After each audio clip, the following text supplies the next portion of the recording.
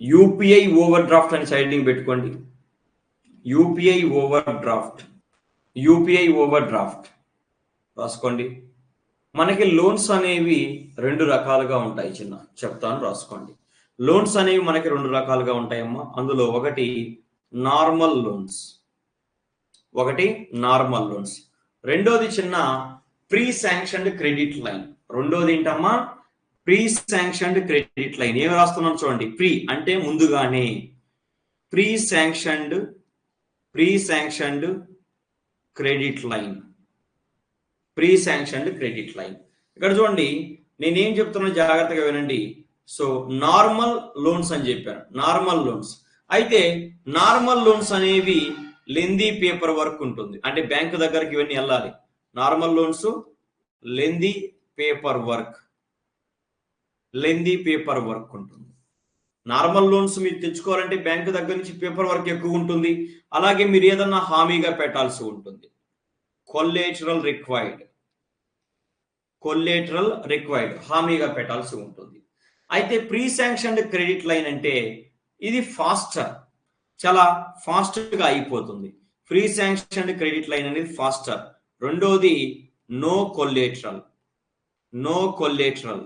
అర్థం కాలేదేమో మీకు, నేను చెప్తాను.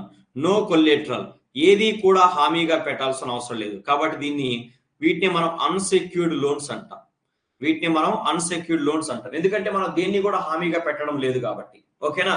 ఎస్. అయితే చిన్న ఒకటి గుర్తుపెట్టుకోండి, ఒకే ఒక విషయం గుర్తుపెట్టుకోండి. ఓకేనా? నేనేమంటున్నానంటే ప్రీ శాంక్షన్డ్ క్రెడిట్ లైన్ కి ఎగ్జాంపుల్ చెప్పు సార్ అనొచ్చు మీరు. ప్రీ శాంక్షన్డ్ క్రెడిట్ లైన్ అంటే మాకు ముందుగానే లోన్ ఉందా? మాకు ముందుగానే బ్యాంక్ వాళ్ళు లోన్ శాంక్షన్ చేశారా సార్ అంటే అమ్మ మాకు తెలియదు అనుకోవచ్చు. ఎస్, మీరు చాలా మందికి బ్యాంక్ అనేది ముందుగానే లోన్ ని శాంక్షన్ చేసింది. ఎలాగో తెలుసా? రాసుకో. Instruments pre sanctioned credit line కి యొక్క ఇన్స్ట్రుమెంట్స్ చూస్తే మీరే షాక్ అవుతారు. అవునా, నిజమా అని అంటారు. సో అందులో ప్రీ శాంక్షన్ క్రెడిట్ లైన్ కి ఎగ్జాంపుల్ 1 ఓవర్ డ్రాఫ్ట్. రెండోది క్రెడిట్ కార్డు. ఈ రెండు కూడా ప్రీ శాంక్షన్డ్ క్రెడిట్ లైన్ కి ఎగ్జాంపుల్ గా చెప్పవచ్చు. ముందుగానే క్రెడిట్ కార్డ్ అనేది వన్ టైప్ ఆఫ్ లోన్ అమ్మా. క్రెడిట్ కార్డ్ అంతే కదా. క్రెడిట్ కార్డు అలాగే ఓవర్ డ్రాఫ్ట్ ఫెసిలిటీ, ఈ రెండింటినీ కూడా మనం ప్రీ శాంక్షన్డ్ అంటే ముందుగానే మనకు లోన్ అప్రూవ్ అయిపోయింది. అంటే క్రెడిట్ కార్డ్ చిన్న మీకు అకౌంట్ లో డబ్బులు ఉండడం వల్ల క్రెడిట్ కార్డు వాడుతున్నారా? అకౌంట్లో డబ్బులు ఉండడం వల్ల క్రెడిట్ కార్డు వాడుతున్నారా? లేదు. క్రెడిట్ కార్డు వాడిన తర్వాత డబ్బులు కడుతున్నారు. అంటే క్రెడిట్ కార్డు అనేది ఒక రకమైన ప్రీ శాంక్షన్డ్ క్రెడిట్ లైన్ కి ఎగ్జాంపుల్ గా చెప్పుకోవచ్చు. అలాగే ఓవర్ డ్రాఫ్ట్ అయితే మీకు ఒక డౌట్ వస్తుంది, సార్ ఓవర్ డ్రాఫ్ట్ ఎలా ఇస్తారు సార్ అంటే, ఇప్పుడు సపోజ్ చిన్న వినండి, ఓవర్ డ్రాఫ్ట్ ఎలా ఇస్తారు? సపోజ్ జనవరిలో నా బ్యాంకు బ్యాలెన్స్ ఒక 100 రూపాయలు, ఫిబ్రవరిలో నా బ్యాంకు బ్యాలెన్స్ 100 రూపాయలు, మార్చిలో నా బ్యాంకు బ్యాలెన్స్ 100 రూపాయలు, ఏప్రిల్లో నా బ్యాంకు బ్యాలెన్స్ 100 రూపాయలు. ఈ 4 నెలలకి యావరేజ్ ఎంత? So 400. So 400/4 = 100 rupees. So average income ఎంత చిన్న? యావరేజ్ డిపాజిట్స్ ఎంత నావి? యావరేజ్ బ్యాంకు బ్యాలెన్స్ ఎంత? యావరేజ్ మంత్లీ బ్యాలెన్స్ ఎంత? చెప్పండి రా నాయనా. యావరేజ్ మంత్లీ బ్యాలెన్స్ ఎంత? 100 రూపాయలు. సో ఇప్పుడు నా యావరేజ్ మంత్లీ బ్యాలెన్స్ చూసి బ్యాంకు వాళ్ళు ఏం చేస్తారు, నాకు ఓవర్ డ్రాఫ్ట్ ఫెసిలిటీ ఇస్తారు. ఇప్పుడు సపోజ్ నా యావరేజ్ మంత్లీ బ్యాలెన్స్ 100 రూపాయలు ఉంది కాబట్టి ఓకే, రమణ గారికి మనము 80 రూపాయలు ఓవర్ డ్రాఫ్ట్ ఫెసిలిటీ ఇవ్వచ్చు అని అనుకుంటారు వాళ్ళు.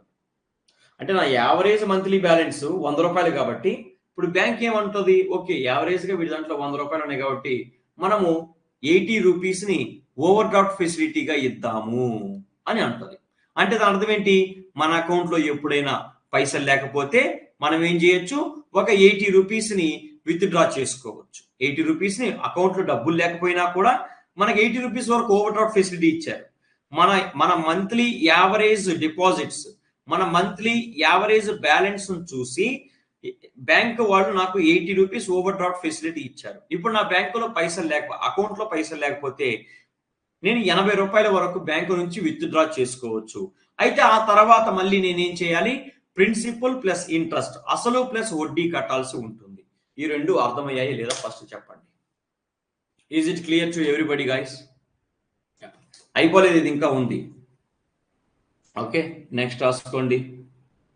యా, ఇది చెప్పాను మీకు. ఫ్రీ శాంక్షన్ క్రెడిట్ లైన్కి ఎగ్జాంపుల్ ఏం చెప్పాను? చిన్న ఓవర్ డ్రాఫ్ట్ చెప్పాను, అలాగే క్రెడిట్ కార్డు చెప్పాను. అయితే ఒకటి గుర్తుపెట్టుకోండి, నార్మల్ లోన్స్ తో కంపేర్ చేసుకుంటే pre sanctioned pre sanctioned credit line అనేది కొంతవరకు ఏం చెప్పొచ్చు మనము? ఎక్స్పెన్సివ్ అని చెప్పొచ్చు. ప్రీ శాంక్షన్డ్ క్రెడిట్ లైన్ అనేది ఏం చెప్పొచ్చు మనము? కొంతవరకు ఇది ఎక్స్పెన్సివ్ గా చెప్పొచ్చు. ప్రీ శాంక్షన్డ్ క్రెడిట్ లైన్ అనేది ఎక్స్పెన్సివ్. ఎందుకంటే నార్మల్ లోన్స్ తో కంపేర్ చేసుకుంటే ప్రీ శాంక్షన్డ్ క్రెడిట్ లైన్ కింద ఇచ్చే లోన్స్ ఎక్స్పెన్సివ్. ఎందుకు? నార్మల్ లోన్స్ మనం తెచ్చుకునేటప్పుడు కొల్లేటరల్, హామీగా ఏదో ఒక దాన్ని పెడుతున్నాం. కాబట్టి హామీగా పెడుతున్నాం కాబట్టి మనం ఇన్ కేసు డబ్బులు ఎగ్గొట్టినా కూడా వాళ్ళు మనం హామీగా పెట్టిన దాన్ని అమ్ముకొని డబ్బులు రికవరీ చేసుకోవచ్చు. కాబట్టి రిస్క్ తక్కువ, అవునా కాదా? కొల్లేటరల్ గా పెట్టాం కాబట్టి ఇక్కడ రిస్క్ అనేది తక్కువ ఉంది. సో రిస్క్ తక్కువ ఉన్నప్పుడు ఇంట్రెస్ట్ ఎలా ఉంటుంది? రిస్క్ తక్కువగా ఉంటే ఇంట్రెస్ట్ రేట్ కూడా తగ్గుతుంది. అయితే ప్రీ శాంక్షన్డ్ క్రెడిట్ లైన్ లో మనం ఏమైనా కొల్లేటరల్ గా పెట్టామా? ఏమైనా హామీగా పెట్టామా? పెట్టలేదు. కాబట్టి రిస్క్ ఎలాగుంది? రిస్క్ అనేది ఎక్కువగా ఉంది. కాబట్టి ఇక్కడ రిస్క్ అనేటటువంటిది ఎక్కువగా ఉంది కాబట్టి ఇంట్రెస్ట్ రేట్ అనేది కూడా ఎక్కువగా ఉంటుంది. గుర్తుపెట్టుకోండి, ఓకేనా? రిస్క్ అనేది ఎక్కువ ఉంది కాబట్టి ఇంట్రెస్ట్ రేట్ అనేటటువంటిది ఎక్కువ ఉంటుంది. Clear guys? ఓకేనా? ఎస్. అయితే ఓవర్ డ్రాఫ్ట్ మనం ఎలా తెచ్చుకోవచ్చు? Let us see. Credit card ఎలా తెచ్చుకోవచ్చు నేను చెప్పాల్సిన అవసరం లేదు. ఇప్పుడు ఓవర్ డ్రాఫ్ట్ ఫెసిలిటీని ఎలా మనం తెచ్చుకోవచ్చు? Yes, let us see. Overdraft facility మనం ఎలా తెచ్చుకోవచ్చు? బ్రాంచ్ విజిట్ అని రాసుకోండి చిన్న. బ్రాంచ్ విజిట్ ద్వారా ఓవర్ డ్రాఫ్ట్ ఫెసిలిటీని మనం పొందవచ్చు. అలాగే బ్యాంక్ వెబ్సైట్ ని అప్రోచ్ అవడం ద్వారా అయితే రీసెంట్ గా ఇంపార్టెంట్ అంటే యూపీఐలో కూడా యూపీఐ బేస్డ్ ఓవర్ డ్రాఫ్ట్ ఫెసిలిటీని కూడా తీసుకొచ్చారు. అంటే దాని అర్థం ఏంటంటే మనం యూపీఐ బేస్డ్ యాప్స్ ను యూజ్ చేసి పేమెంట్ చేస్తున్నాం. మన దాంట్లో డబ్బులు లేవనుకోండి, అప్పుడు ఆ యూపీఐ యాప్ ని ఉపయోగించి మనము ఓవర్ డ్రాఫ్ట్ తెచ్చుకోవచ్చు. అంటే మన అకౌంట్ లో జీరో ఉన్నా కూడా యూపీఐ బేస్డ్ యాప్స్ ఉపయోగించి మనము మనీ ట్రాన్స్ఫర్ చేయొచ్చు. ఆ తర్వాత మనకి శాలరీ వచ్చిన తర్వాత ఆటోమేటిక్ గా మనీ అనేది కట్ అవుతుంది. అది యూపీఐ బేస్డ్ యాప్. అయితే మీరు అడగొచ్చు, sir UPI based overdraft ఫెసిలిటీని ఎందుకు తీసుకొచ్చారు సార్ అంటే, బేసిక్ గా మనకి తక్కువ లోన్స్ కావాలి. మీరు అడగొచ్చు, యూపీఐ బేస్డ్ ఓవర్ డ్రాఫ్ట్ ఫెసిలిటీని ఎందుకు తీసుకొచ్చారు సార్ అని అడిగితే, మనకు కావాల్సింది చిన్న అమౌంట్లు. ఈ చిన్న అమౌంట్ల కోసం వడ్డీ వ్యాపారస్తుల పైన డిపెండ్ అవ్వలేం కదా, అవునా కాదా? సో అందుకోసం అని చెప్పి చిన్న అమౌంట్ల కోసం అని చెప్పి యూపీఐ ఓవర్ డ్రాఫ్ట్ ఫెసిలిటీని తీసుకొచ్చారు. సరే, ఎనీవేస్ ఒక చిన్న సైడింగ్ లాగా రాసుకోండి, లేకపోతే కింద పాయింట్ రాసుకోండి. Pre sanctioned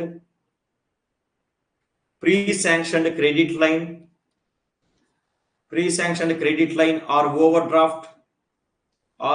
draft in UPI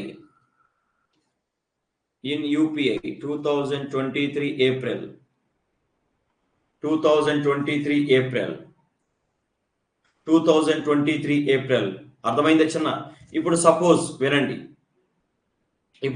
వినండి, నా బ్యాంక్ అకౌంట్ లో జీరో బ్యాలెన్స్ ఉంది.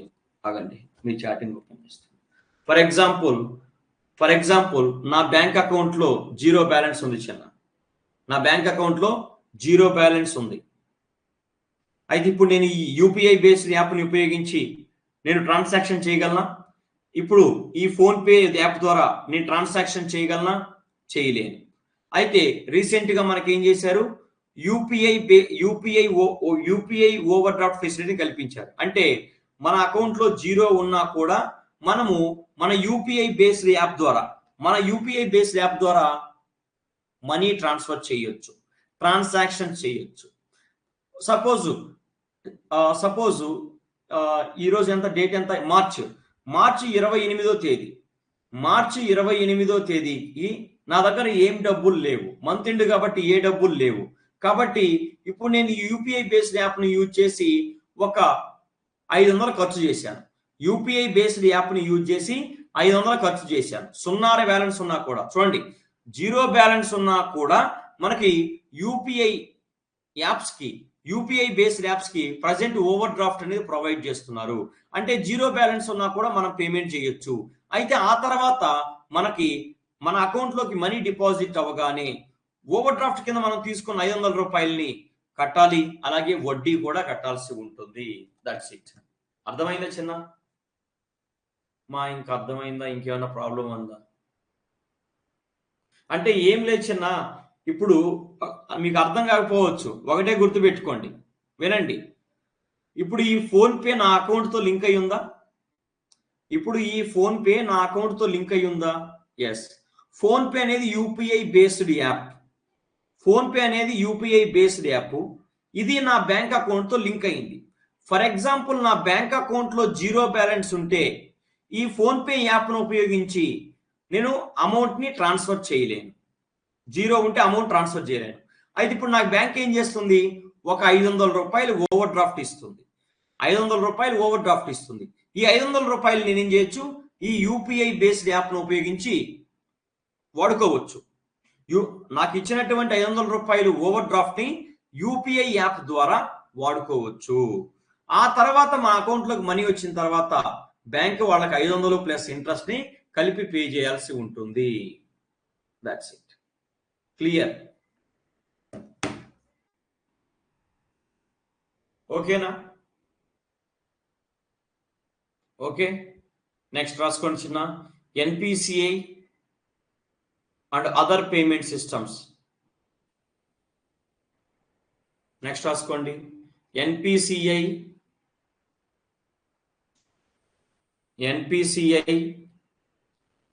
And other payment systems. ఆగండి, ఎన్పిసిఐస్ పేమెంట్ సిస్టమ్స్ అని రాసుకోండి. ఎన్పిసిఐస్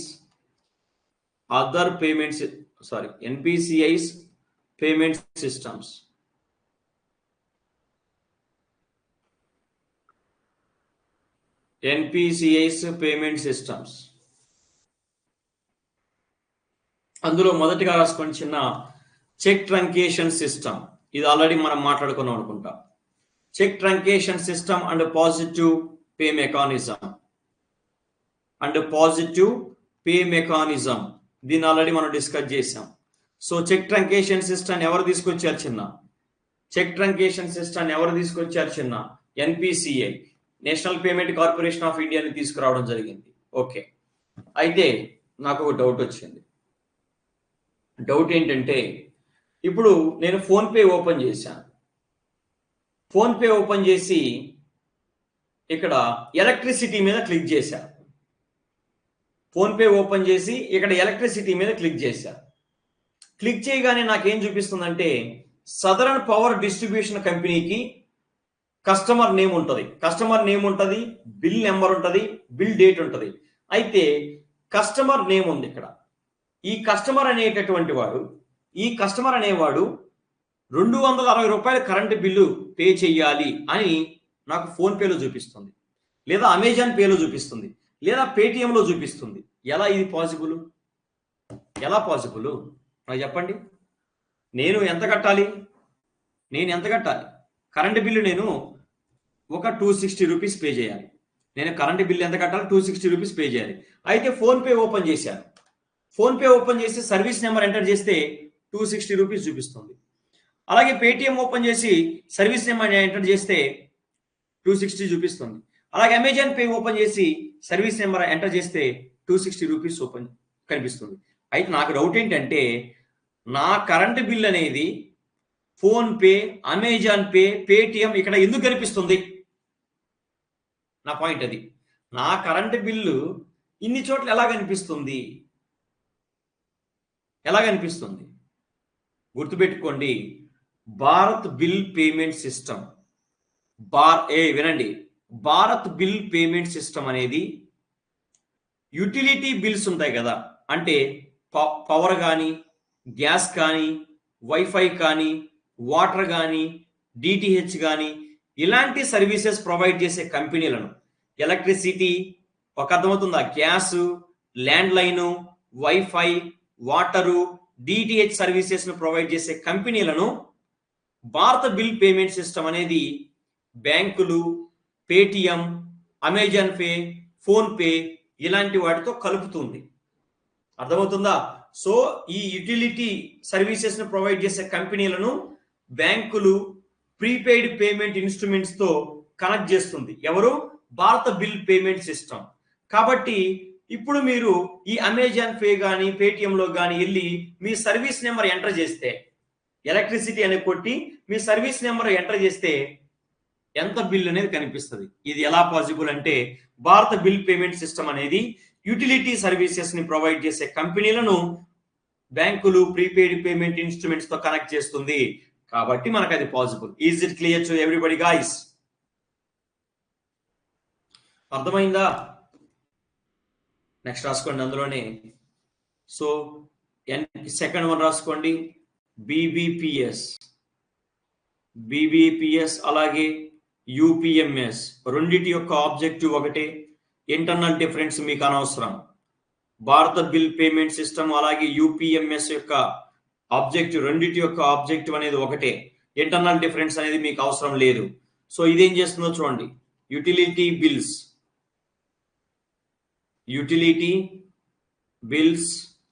పేమెంట్స్, యుటిలిటీ బిల్స్ పేమెంట్స్ కోసం ఉపయోగిస్తాం. గుర్తుపెట్టుకోండి, మీకు ఎగ్జామ్లో ఇది అడుగుతారు. బీబీపీఎస్ ని ఎవరు తీసుకొచ్చారు? ఎన్పిసిఐ. దేనికోసం ఉపయోగిస్తారు? యుటిలిటీ బిల్స్ ని పే చేయడం కోసం ఉపయోగిస్తారు. అంటే ఇక్కడ చూడండి, ఎలక్ట్రిసిటీ కంపెనీస్ అలాగే గ్యాస్ కంపెనీస్ అలాగే ఇంటర్నెట్ కంపెనీస్ అలాగే డిటిహెచ్ కంపెనీస్ ఇలాంటివి ఉంటాయి. వీటన్నిటినీ కూడా ఓకేనా, వీటన్నిటినీ కూడా ఇదేం చేస్తుంది? వీళ్ళతో కనెక్ట్ చేస్తుంది. వీటన్నిటినీ కూడా బ్యాంకులు అలాగే పేటిఎం అలాగే ఫోన్ పే, ఈటీసీ ఇలాంటి వాటితో కనెక్ట్ చేస్తుంది. సో మనము ఈ పేటిఎం, ఫోన్ పేలోకి వెళ్ళి సెలెక్ట్ చేసుకోవాలి. So southern power and distribution company limited, electricity కాబట్టి ఎలక్ట్రిసిటీ మీద క్లిక్ చేసి కంపెనీని సెలెక్ట్ చేసుకొని సర్వీస్ నెంబర్ కనుక కొడితే బిల్లు చూపిస్తుంది. అలాగే గ్యాస్ కూడా అంతే. ఓకేనా, దట్స్ ఇట్. సో అల్టిమేట్ గా ఒకటే గుర్తుపెట్టుకోండి, భారత బిల్లు పేమెంట్ సిస్టమ్ అనేది దేనికోసం? చిన్న యుటిలిటీ బిల్స్ పే చేయడానికి, అనేది గుర్తుపెట్టుకోండి చాలు. Move on to the next one, national financial switch. అర్థమైందా? ఈ ఇండియన్స్ వల్ల మనందరికి చాలా ఇబ్బంది. ఇందులో మీరు ఫారినర్స్ ఉన్నారు ఎవరన్నా ఇక్కడ? అంటే ఫారినర్స్ ఉన్నారా? మార్నింగ్ 10కి లేచి 11కి బ్రేక్ఫాస్ట్ చేసి మధ్యాహ్నం మళ్ళీ 3-4 గంటలకి లంచ్ చేసి నైట్ మళ్ళీ 12-1 గంటకి డిన్నర్ చేసేటటువంటి ఫారినర్స్ ఉన్నారు ఇక్కడ ఎవరన్నా?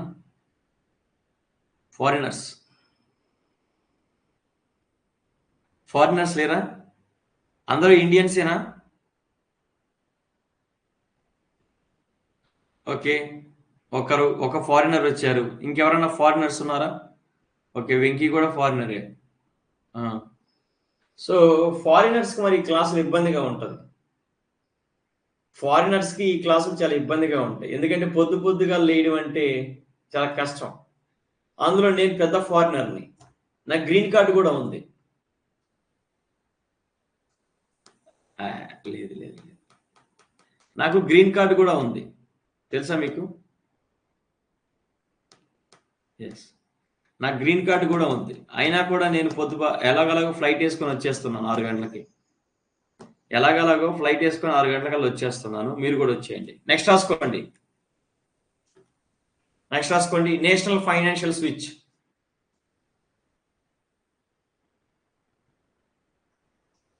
Next third one national financial switch. National financial switch. Okay, national financial switch NFS అని రాసుకోండి బ్రాకెట్ లో ఎన్ఎఫ్ఎస్. చిన్న నాకు ఒక డౌట్ ఏంటంటే, నువ్వు ఏటీఎం కార్డు పెట్టావు, ఏటీఎంలో కార్డు పెట్టి మనీ విత్డ్రా చేస్తున్నావు.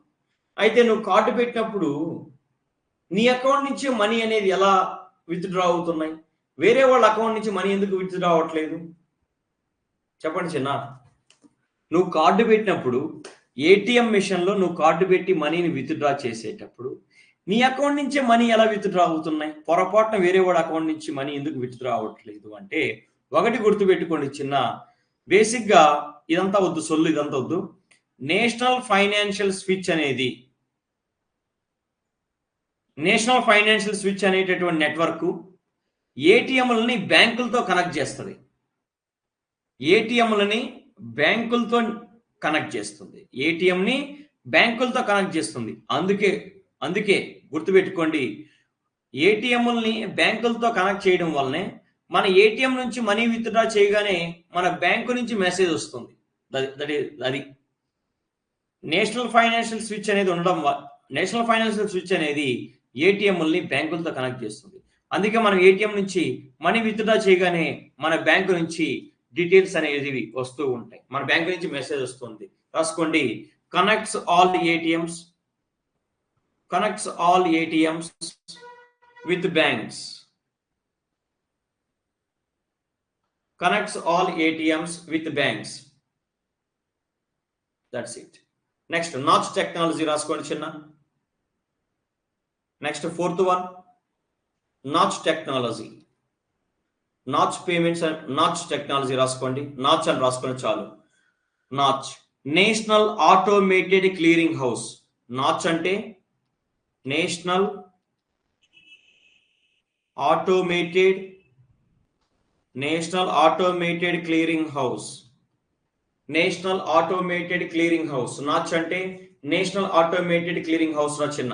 సో ఇది దేనికోసం? ఒకటే గుర్తుపెట్టుకోండి, నాచ్ అనేటటువంటిది బల్క్ పేమెంట్స్ కోసం. అయితే నాచ్ ద్వారా నేషనల్ ఆటోమేటెడ్ క్లియరింగ్ హౌస్ ద్వారా పేమెంట్స్ చేయడానికి ఆధార్ కార్డు అవసరం లేదు. Notch national automated clearing house ద్వారా పేమెంట్స్ చేయడానికి ఆధార్ కార్డు అవసరం లేదు. ఆధార్ నాట్ రిక్వైర్డ్ అని రాసుకోండి. ఎందుకు చెప్పాను ఇది మళ్ళీ అర్థమవుతుంది. Aadhaar not required. Bulk payments అంటే ఇప్పుడు సపోజ్ రమణ ఉన్నాడు, రమణ వద్దులే, వాడికి అంత సీన్ లేదు, కానీ సపోజ్ గౌతమ్ అదానీ ఉన్నాడు.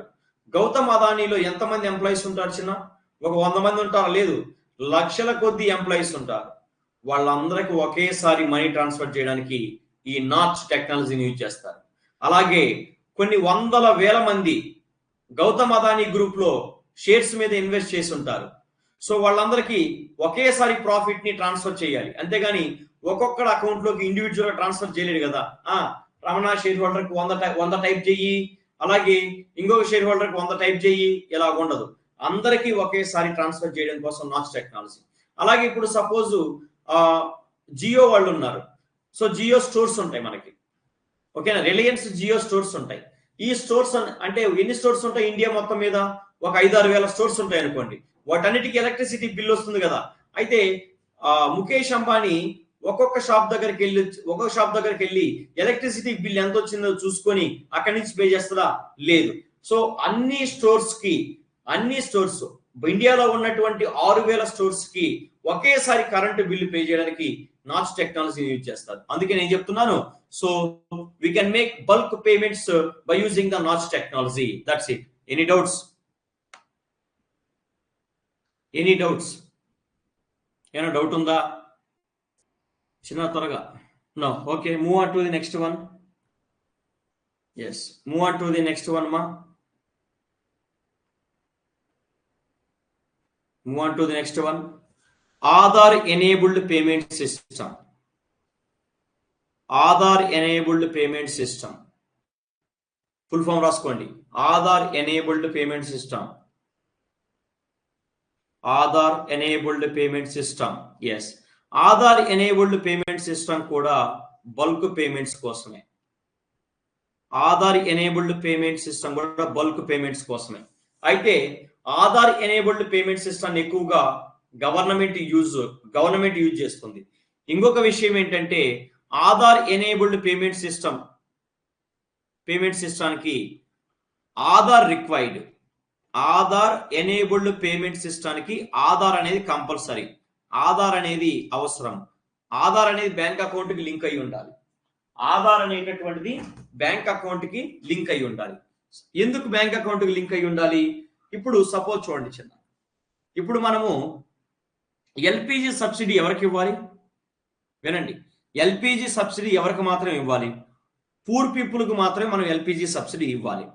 కానీ నాన్ పూర్ కూడా ఆ ఎల్పిజి సబ్సిడీని పొందుతున్నారు. అయితే దీన్ని మనం అవాయిడ్ చేయాలా లేదా? ఓన్లీ పూర్ పీపుల్కే సబ్సిడీ ఇవ్వాలి, కానీ నాన్ పూర్ రిచ్ కిడ్స్ కి సబ్సిడీ ఇవ్వాలా? ఇవ్వకూడదు. కాబట్టి ఇప్పుడు మనం ఏం చేయాలి? వాళ్ళ బ్యాంక్ అకౌంట్ కి ఆధార్ కార్డుని లింక్ చేయాలి. వాళ్ళ బ్యాంక్ అకౌంట్ కి ఆధార్ కార్డు లింక్ చేస్తే వాళ్ళ బ్యాంక్ హిస్టరీ, వాళ్ళ బ్యాంకు బ్యాలెన్స్ సంబంధించిన హిస్టరీ అంతా మనకు తెలిసిపోతుంది. అంటే ఎవరు రిచ్, బ్యాంక్ అకౌంట్ కి ఆధార్ కార్డుని లింక్ చేయడం వల్ల ఎవడు రిచ్ ఎవడు పూర్ అనేది మనకు అర్థమవుతుంది. తద్వారా మనము ఈ పేదవాళ్ళకు మాత్రమే మనీ ట్రాన్స్ఫర్ చేస్తాము, పేదవాళ్ళకు మాత్రమే సబ్సిడీని ట్రాన్స్ఫర్ చేస్తాము. అందుకే ఆధార్ ఎనేబుల్డ్ పేమెంట్ సిస్టమ్ లో ఖచ్చితంగా ఆధార్ అనేది బ్యాంక్ అకౌంట్ కి లింక్ అయి ఉండాలి. ఓకే, బల్క్ పేమెంట్స్ అంటే ఏం చేస్తారు? బల్క్ పేమెంట్స్ అంటే ఏం చేస్తారు రాసుకోండి చిన్న. Salary to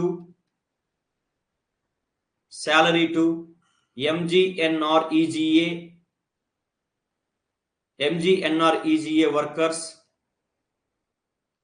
MGNREGA workers. Next రాసుకోండి LPG subsidy to poor families. LPG subsidy to poor families. LPG subsidy to poor families.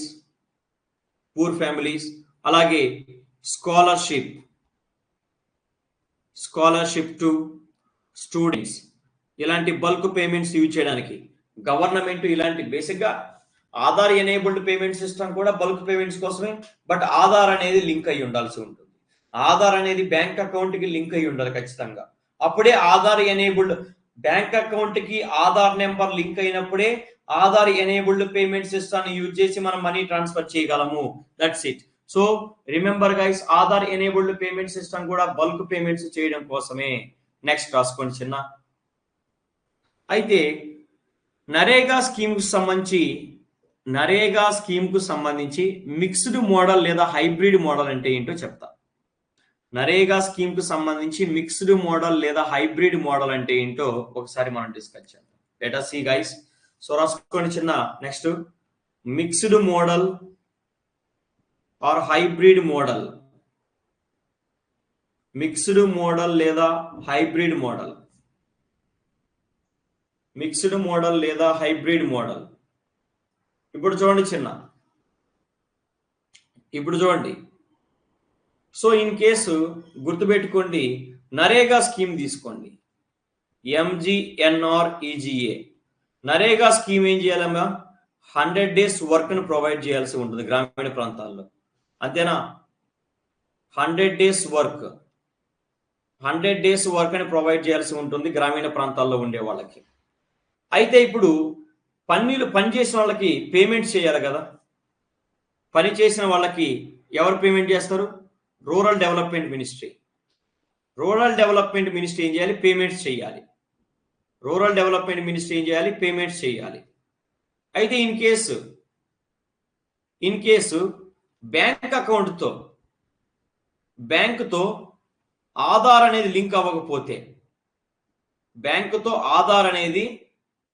Aadhaar not linked అనుకోండి, బ్యాంకుతో ఆధార్ కార్డ్ అనేది లింక్ అవ్వకపోతే, బ్యాంక్ అకౌంట్ తో ఆధార్ కార్డ్ అనేది లింక్ అవ్వకపోతే, అప్పుడు రూరల్ డెవలప్మెంట్ మినిస్ట్రీ ఏం చేస్తుందంటే నాచ్ టెక్నాలజీని use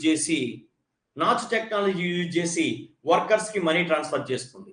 in case bank account కి ఆధార్ అనేది లింక్ అయింది అనుకోండి, బ్యాంక్ అకౌంట్కి ఆధార్ అనేది లింక్ అయింది అనుకోండి, అప్పుడు ఏం చేస్తున్నారు, ఆధార్ ఎనేబుల్డ్ పేమెంట్ సిస్టమ్ని యూజ్ చేసి rural development ministry money transfer చేస్తుంది. మీకు అర్థమైంది అనుకుంటా.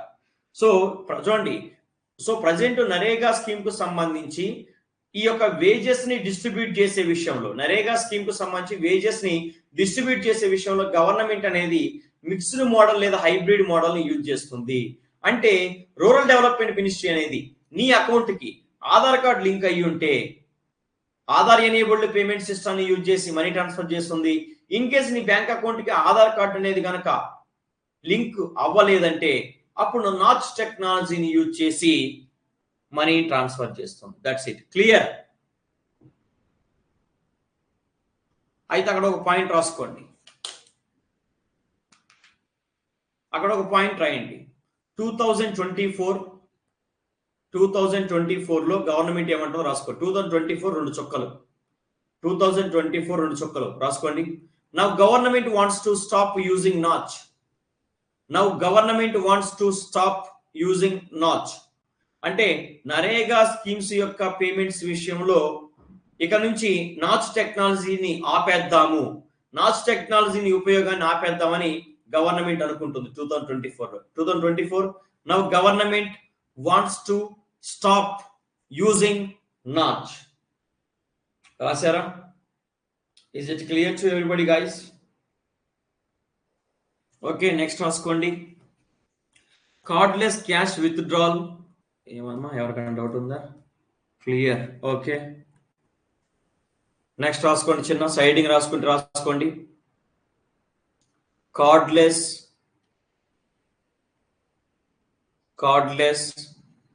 క్యాష్ విత్డ్రాల్,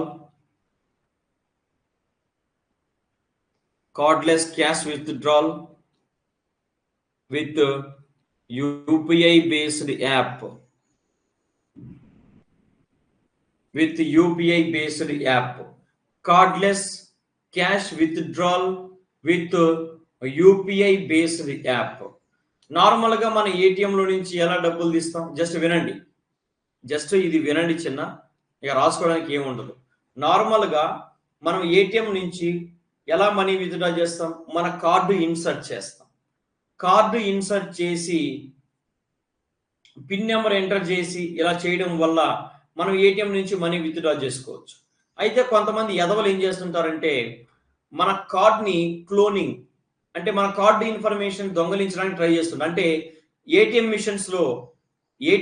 ఏటీఎంలో క్లోనింగ్ మిషన్స్ లాంటివి పెట్టడం, ఏటీఎంలో క్లోనింగ్ మిషన్ లాంటివి పెట్టి మన ఏటీఎం కార్డుకు సంబంధించిన డీటెయిల్స్ అన్నింటినీ కూడా కలెక్ట్ చేసి వాటిని ఏదో ఒక విధంగా వాడుతూ ఉంటారు, ఏదో ఒక రకంగా వాడుతూ ఉంటారు. ఇది ఒక ప్రాబ్లం ఉంది.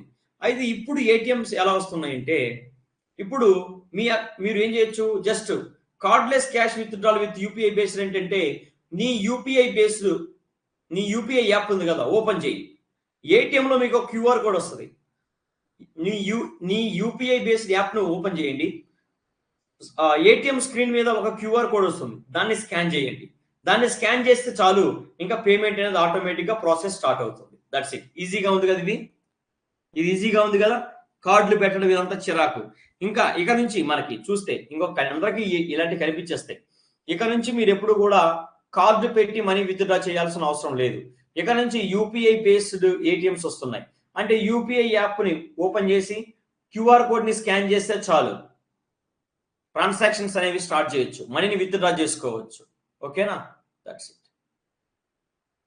నెక్స్ట్ ఇంకొక టాపిక్ రాసుకోండి చిన్న. QR code based coin vending machine. Please note down.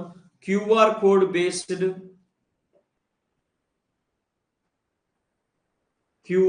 Based coin vending machine. కనిపించట్లేదు.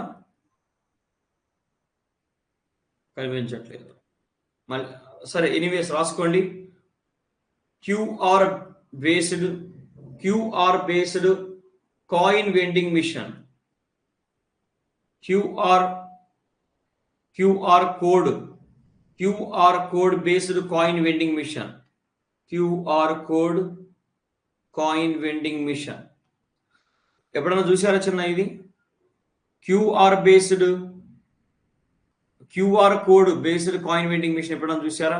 సేమ్ ఎలా ఉంటుందంటే అప్పట్లో మనము ₹1 కాయిన్ వేసి కాల్ మాట్లాడేవాళ్ళం. ₹1 కాయిన్ వేసి కాల్ మాట్లాడేవాళ్ళం. సేమ్ అలాగే ఉంటది ఈ కాయిన్ వెండింగ్ మిషన్. ఓకేనా? ఇలాగే ఉంటుంది. ఒకప్పుడు ఏంటంటే పేపర్ కరెన్సీ నోట్ను గనక ఈ కాయిన్ వెండింగ్ మిషన్ లో పెడితే చిల్లర వచ్చేది. కానీ ప్రజెంట్ ఏంటంటే ఈ కాయిన్ వెండింగ్ మిషన్ కి ఒక క్యూఆర్ కోడ్ ఉంటుంది. ఆ క్యూఆర్ కోడ్ ని మనం స్కాన్ చేసి మనీ ట్రాన్స్ఫర్ చేస్తే అప్పుడు ఆ డబ్బాలో నుంచి మనకు చిల్లర వస్తుంది. ఇది ప్రజెంట్ ఉన్న సిచ్యువేషన్. రాసుకోండి, బిఫోర్ ఆఫ్టర్ రాయండి. Insert paper note to get coin. Insert paper note to get coin. ఓకేనా? నెక్స్ట్ ఆఫ్టర్ రాసుకోండి, scan QR code. Scan QR code, arrow mark, transfer money from bank account via UPI to get coins from